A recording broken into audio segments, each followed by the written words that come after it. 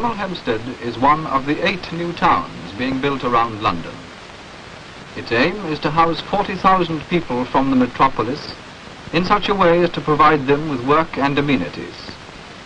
This is being done by grafting new development onto the ancient borough of Hemel Hempstead, which has grown over the centuries in the valleys among a group of hills 26 miles from Marble Arch. The River Gade passes through the centre of the town, joins the Bulbourne at Two Waters and flows on towards Watford. The town has charters from the time of Henry VIII, and in this tower Henry and Anne Boleyn are said to have spent the weekend. These lovely gardens are part of Gadebridge Park, now owned and cared for by the Borough Council. The old High Street is mainly 17th century.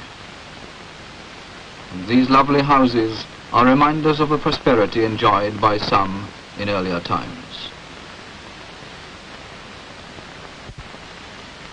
The Church of St. Mary, the town's parish church, has a typical Hertfordshire spire and a beautiful Norman interior.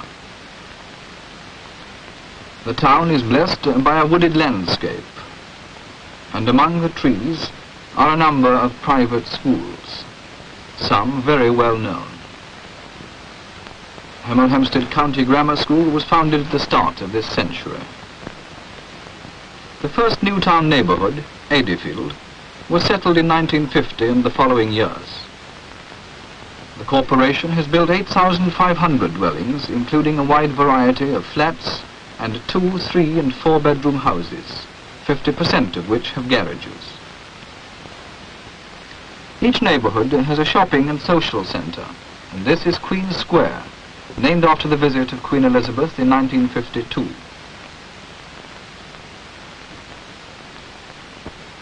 A wide variety of shops enclose 3 sides of the central parking area.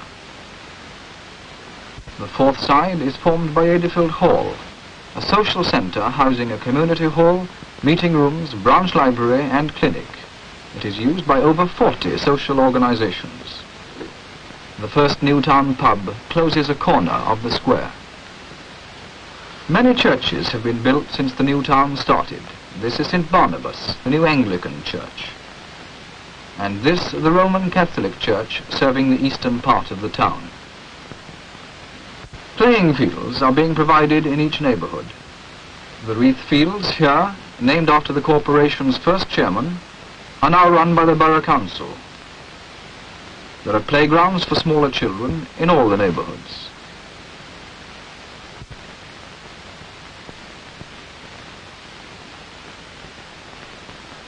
Nor are the old forgotten. These flats and bungalows adjoining the Adeyfield centre are typical of several groups throughout the town. People have been living in Adeyfield for 8 or 9 years. The trees and shrubs have grown, and there is a feeling of maturity in the landscaping and in the look of the houses.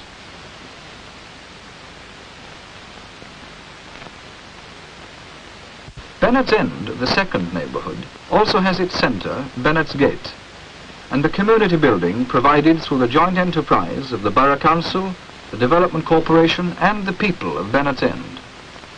The community centre includes changing rooms for sport and a clinic. St. Benedict's Anglican Church is a fine example of the new architecture.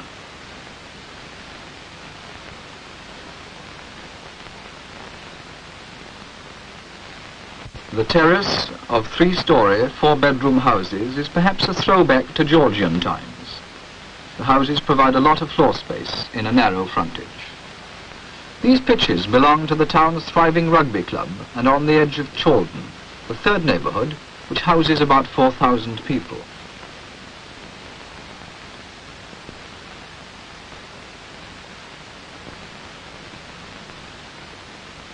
Chaldon has a small centre with 10 shops, a pub, and a community centre with the primary school just beyond. This is the shopping centre of Warner's End, the 4th neighbourhood, with delightful St. Albans Church close by. These colourful houses illustrate the town's wide variety of architectural design. These and other factories provide jobs for some 5,500 people in buildings varying from the small workshop to the factory employing nearly 2,000. In the early days, they largely employ men. The processes are mainly engineering, but the products range from electrical equipment to furniture, from machine tools to hot water bottles, from car axles to ballet shoes, and from tea urns to scientific glass blowers.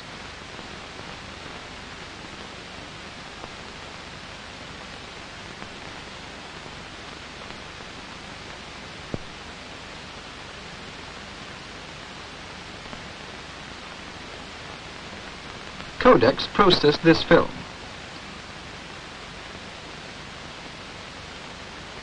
The industrialists have done a fine job landscaping their buildings.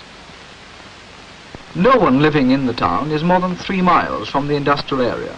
People travel to work by bus, by car, motorcycle and push bike, but many live near enough to walk the journey. Gatebridge is one of the later neighbourhoods. On its western side, these flats overlook a valley planned as a new playing field area for the sports clubs of the adjoining neighbourhoods. On the eastern side of the neighbourhood, more flats fringe the mellow, wooded Gatebridge Park. Design in this neighbourhood has considerable variety, both in the appearance and in the layout of the houses and flats. Bed sitting room flats for young single people built over garages. Here, 1-bedroom flats for older people with family maisonettes above. A terrace ending in a group of corner flats, an example of the ingenuity with which architects have designed buildings to turn corners.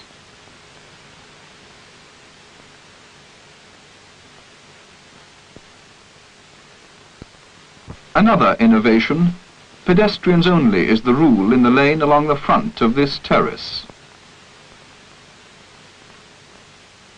Road access to the houses is at the rear, where there are garages and, most important, clearly numbered gates to make the delivery man's life easier.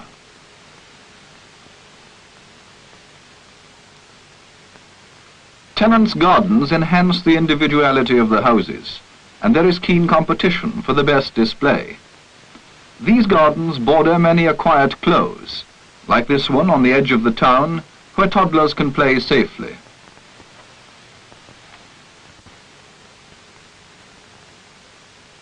Gatebridge Neighbourhood Centre is flanked by the new church of St. Peter. The centre has shops to meet the everyday needs of the locality. There is ample car parking space, and covered pedestrian ways make shopping pleasanter in all weathers.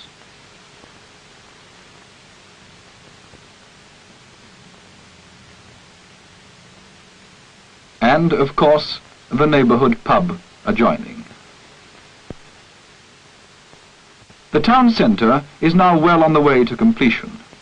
A wide range of shops serves the growing town and many places around.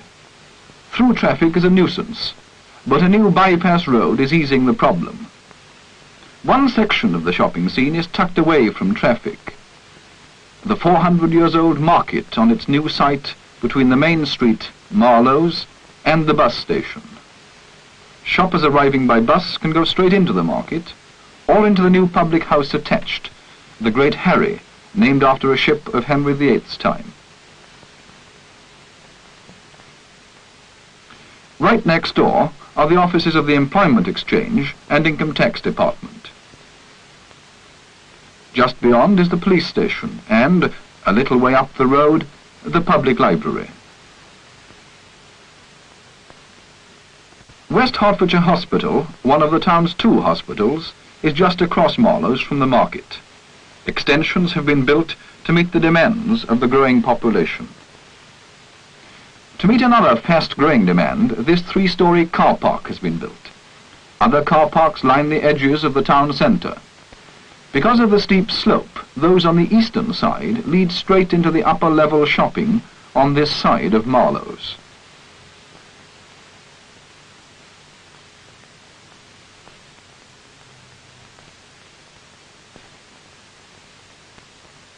In addition to shops on the upper level, there is a cafe overlooking the street.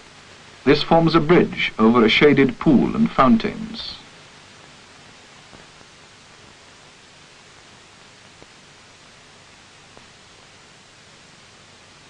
Another fountain is the centerpiece of Bank Court, with banks and other offices grouped around. Yet another, much bigger fountain dominates the southern end of the water gardens created along the banks of the once meandering River Gade. These beautiful gardens flank the entire western side of the town centre, and here people can wander or rest and children can play.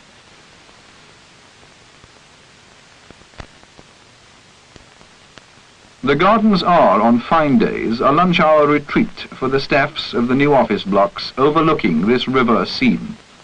Many of them moved out from cramped offices in London to work instead in the new buildings in quiet surroundings only a few minutes' journey from their homes.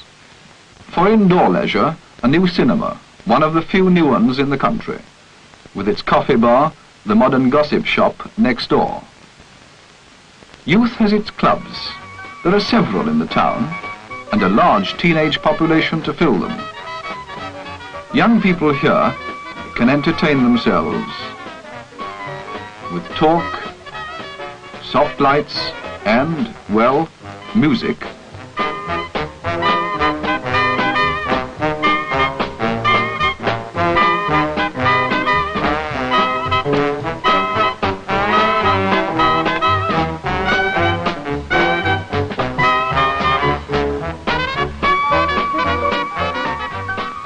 Or maybe a game of table tennis. It is fitting that the film should end with the children. The town will be theirs. No matter where their parents come from, Hemel Hempstead is their hometown. In modern homes, on the playing fields, and in fine new schools, the town's children will grow up in an environment of enterprise and beauty, all within the sense of stability which the old town breathes. This is a young people's town. Their future and the town's future are one.